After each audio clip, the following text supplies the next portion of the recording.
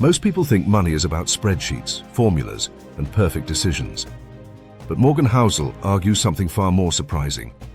You can be brilliant and still go broke. And you can be completely average and still become wealthy.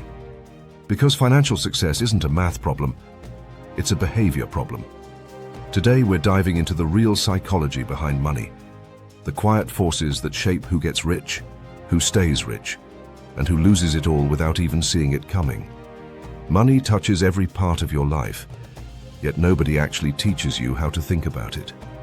In school you learn algebra, but nobody explains how fear, greed, luck, ego, envy, or patience influence your financial choices.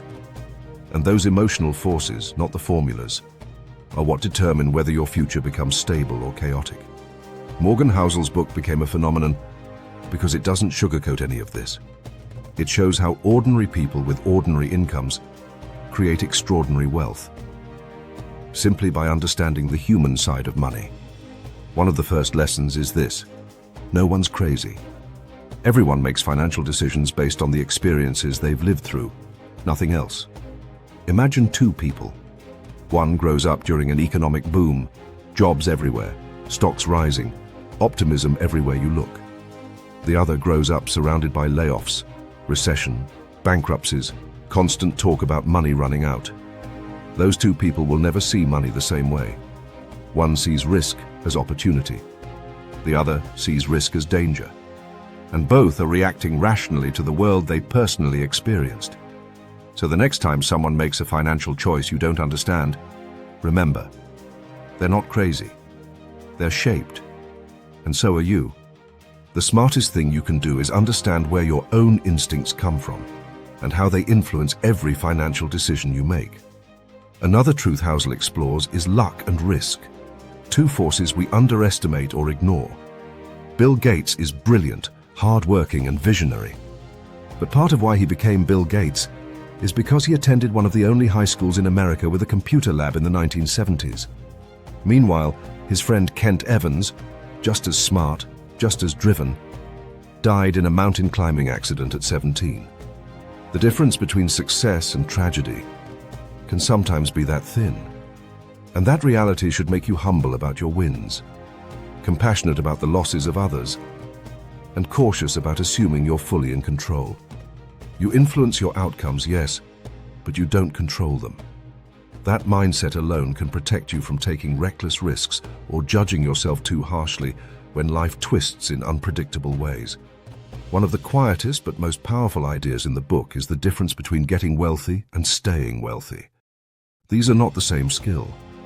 Getting wealthy often requires taking risks, embracing optimism, and sometimes being bold enough to do what others think is crazy.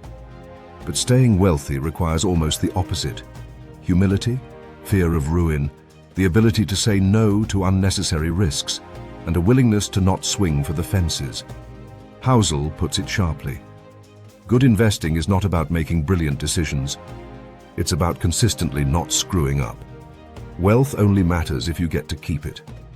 And the real edge comes from survival.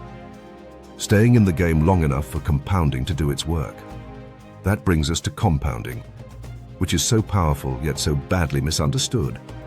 Most people know the concept but underestimate the effect. Here's something wild. Warren Buffett made more than 99% of his wealth after turning 65. Not because he suddenly became a genius at that age, but because compounding needs time. Decades, not years. It's not the return that matters most. It's the duration. The psychological shift is simple. Stop asking, how much can I make this year? Start asking, what will this become if I leave it alone for 20 years? The answer is usually far more than you expect. In money, patience is a superpower. Another lesson from Housel is that the highest dividend money pays is freedom. People think money buys stuff, but the real value of money is that it buys time. And time buys control over your schedule, your decisions, your life. Freedom is waking up and deciding what today looks like. Freedom is not having to take a meeting you don't want to take. Freedom is choosing how you spend your hours, not selling them to someone else out of necessity. If your money gives you even a small dose of that freedom, You're already wealthier than someone with a luxury lifestyle but zero autonomy.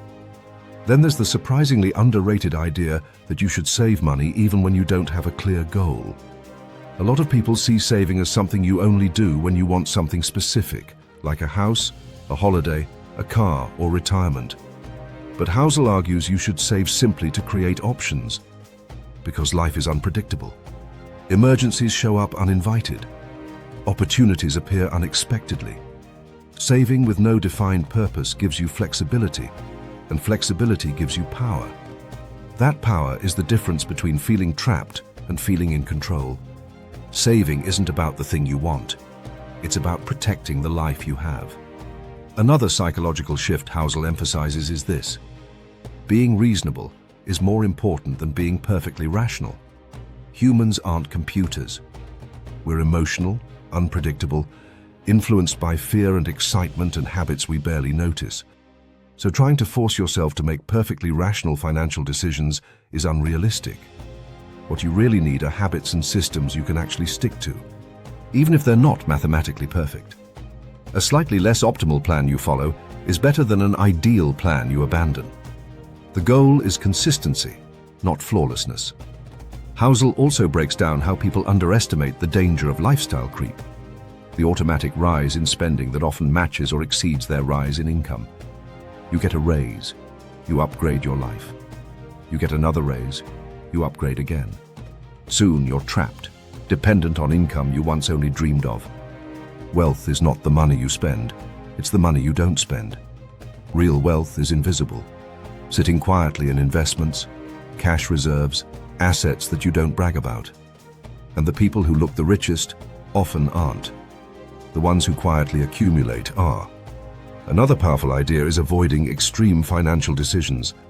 People often think in absolutes: go all in or sell everything, but extremes expose you to the risk of being completely wrong. The world is unpredictable. Your future self might want different things. Long-term success comes from moderation, balance, and leaving room for error. A margin of safety isn't just a financial strategy, it's a psychological one. It lets you sleep at night. And then there's the idea of tails, a small number of events, a few big wins, a few major mistakes, often shape most of your financial life. In business, in investing, and in careers, tail events dominate the outcomes.